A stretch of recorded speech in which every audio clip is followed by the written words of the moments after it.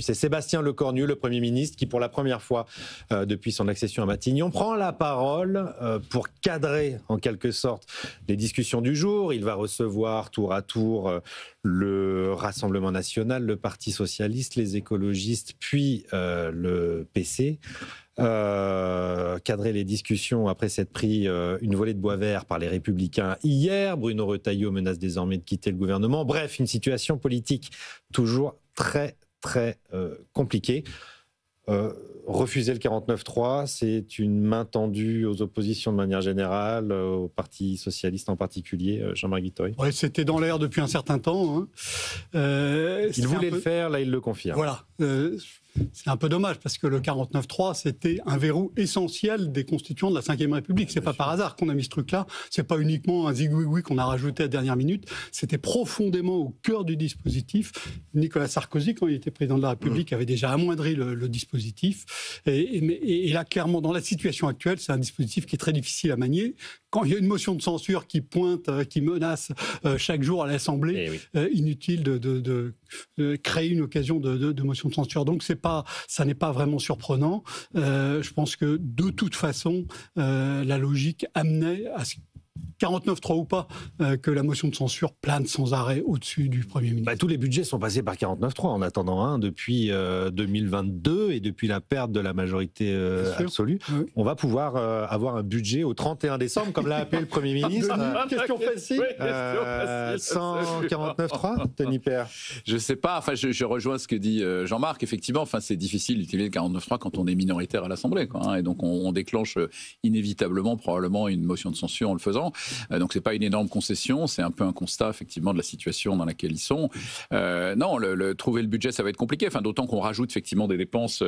Alors pour le pouvoir d'achat, ce qui je pense est légitime, parce qu'il y a un vrai sujet avec un État qui absorbe une telle partie de la création de richesse que tous les Français subissent des prélèvements considérables, mais les plus modestes en particulier.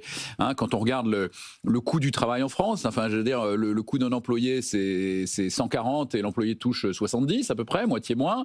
Vous allez dans n'importe quel pays voisin, pratiquement, enfin, vous allez en Espagne, en Italie ou en Allemagne, le coût, il n'est pas de 140, il est de 120 ou 130, et l'employé dans la poche, il a 80 ou 90. Hein. Donc, l'employé coûte moins cher, donc on est plus compétitif dans ces pays-là, et le salarié a plus d'argent à la fin du mois dans la poche. Donc, le problème de la France, c'est ça, c'est ce coin socialo-fiscal, c'est les 70 qu'on prend chez nous quand on va prendre beaucoup moins dans les pays voisins. Et donc, qu'est-ce qu'on fait pour diminuer effectivement cette partie-là? Donc il faut engager une réforme de l'État, enfin, peut-être, et peut-être que c'est l'occasion, justement. Enfin, on a quand même là aujourd'hui ils ont besoin de trouver un consensus entre les LR et le PS. On peut en reparler si vous voulez, mais il y a sûrement...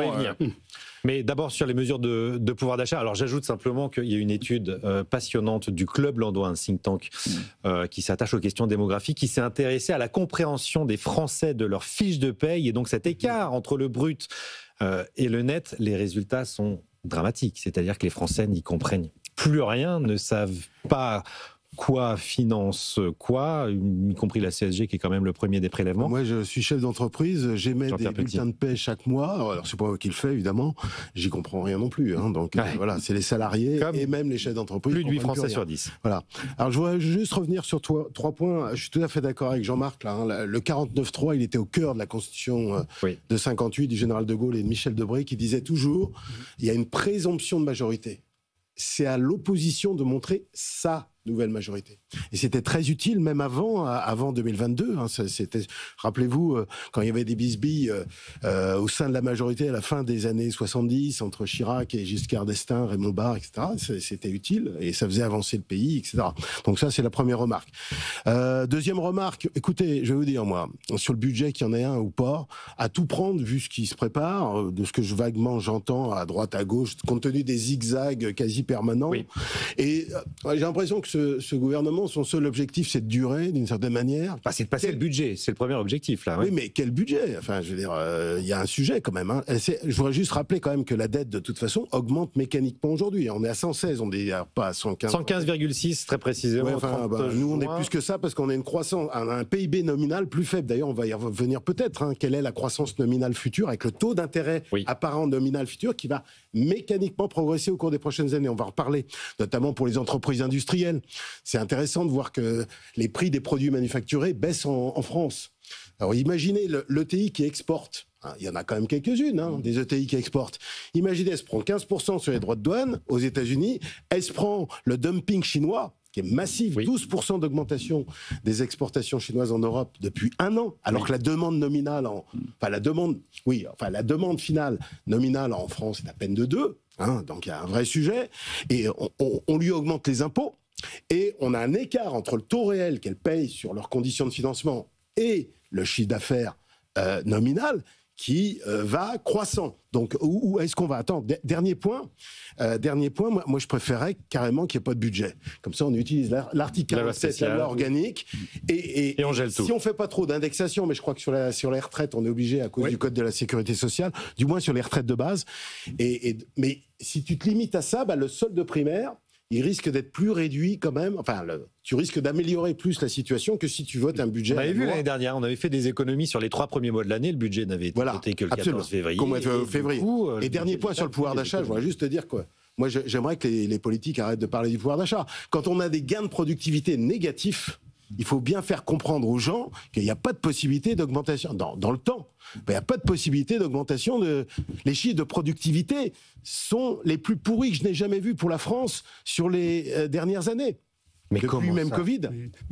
Comment ça, l'État ne permet pas de faire du pouvoir d'achat? Jean-Pierre Petit, c'est ce qu'on entend matin, midi et soir. Jean-Marc Vittori. Le débat sur le pouvoir d'achat est lunaire, il faut le dire. C'est même incroyable. On vient de passer, on sort d'une séquence de 3 semaines pendant lesquelles on a évoqué l'hypothèse de créer un impôt sur les riches de 20 milliards d'euros, qui suppose toute une série de conditions qui ne sont pas remplies. On sort de cette séquence, on dit bon, maintenant on a 20 milliards, comment on va les dépenser? On va donner 1,5 milliard de pouvoir d'achat. 1,5 milliard, vous savez combien c'était le pouvoir d'achat des Français l'an dernier, le revenu disponible brut des Français l'an dernier? C'était 1860 milliards d'euros. Donc 1,5 milliard, ça fait moins d'1 millième du pouvoir d'achat des Français. Vous pensez que c'est ça qui va changer les choses? Ce débat est lunaire. Et en plus, quand on regarde les mesures qui sont proposées, chacune d'entre elles est un côté délirant.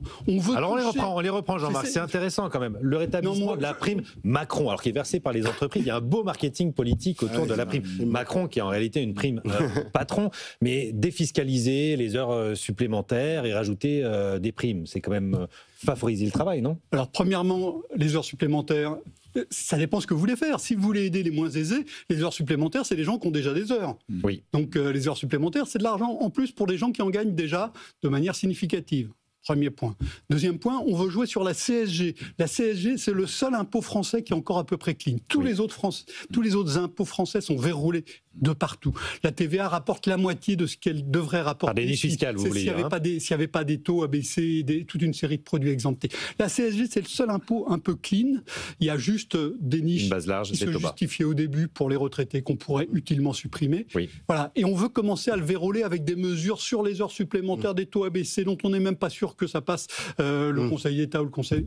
Je comprends que Jean-Marc Vittori n'est pas totalement convaincu par la copie gouvernementale. On n'est que dans l'affichage. De Matignon pour Je pense qu'il serait intéressant de parler d'autres choses, franchement. Denis Père, prime d'activité, prime Macron, exonération des heures sup, favoriser les donations. Moi, je pense qu'il est nécessaire dans le climat actuel, après cette séquence effectivement surréaliste de ces économistes américains, aujourd'hui, s'il faut bien le dire, qui sont venus donner des leçons aux entrepreneurs français qui se battent dans l'environnement fiscal probablement le plus hostile au monde. Malheureusement, ça laisse des traces quand même, et il va falloir probablement faire quelque chose et faire un geste effectivement pour les plus modestes où on a véritablement un sujet quand même. Alors le seuil d'imposition, l'idée là c'est que les salariés un tout petit peu au-dessus du SMIC qui rentraient dans l'impôt soient exonérés d'impôt sur le revenu. Encore une fois, la moitié des Français ne payent pas d'impôt sur le revenu. Donc si vous agissez sur l'impôt sur le revenu, vous faites des mesures qui profitent à la moitié des Français qui font partie des plus favorisés. Tout est délirant. Au SMIC, Jean-Marc Vittori, au SMIC, on n'est pas favorisé quand même. Écoutez, la moitié. Est-ce que 54% des Français ne paient pas l'impôt sur le revenu. Donc, si c'est une mesure qui frappe les gens qui bénéficient aux gens qui payent des impôts, c'est donc que ça ne profite pas aux 54% les moins aisés. Ça peut être une mesure spécifique de pouvoir d'achat, type prime Macron, une mesure de pouvoir d'achat spécifique pour les plus modestes, les gens qui sont en dessous effectivement du salaire médian, qui est à 2000 quelques euros par mois, et qui 2200, et qui serait financé, qu'il faut évidemment financer, et qui pourrait être financé peut-être par une très légère hausse du PFU, mais conditionné très strictement, très strictement.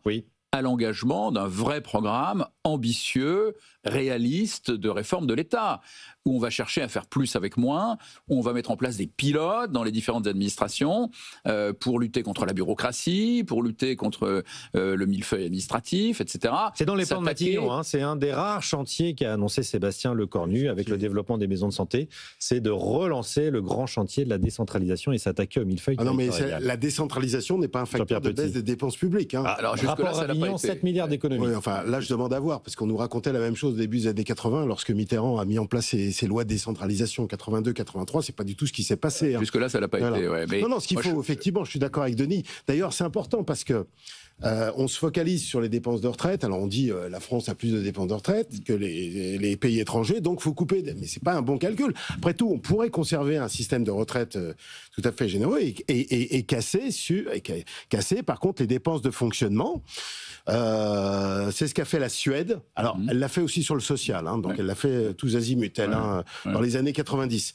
C'est le meilleur exemple, enfin, à ma connaissance, dans les pays assez importants, 10 millions d'habitants en Suède, c'est de ce que j'ai étudié dans le passé, c'est le pays qui a fait le meilleur ajustement en termes des finances publiques, le plus idéal possible, même si ça coûtait un peu cher au début, hein, faut pas se faire d'illusions. On parle souvent de l'effet d'équivalence ricardienne, c'est-à-dire que si tu baisses les dépenses publiques, les gens vont penser qu'on va plus augmenter les impôts, donc ils vont dépenser un peu plus. Ça marche pas tout à fait comme ça. Peut-être dans le moyen terme, mais pas à court terme. Donc quand tu coupes les dépenses publiques, parce que la Suède avait autant de dépenses publiques que nous aujourd'hui, hein, voilà, donc c'est forcément un peu récessif. Faut pas rêver. Longtemps ou pas ? En termes de... On voit ce qui se passe en Argentine. Finalement, le redressement peut être assez rapide. Combien de temps ça dure, cette phase d'austérité, si on peut dire, ou l'effort nécessaire avant que ça paye ses fruits? Plus les ratios macro-financiers, macroéconomiques sont déprimés. Et attention, parce que la France est quand même en très mauvaise posture. Hein. Je parlais de la croissance nominale tout à l'heure.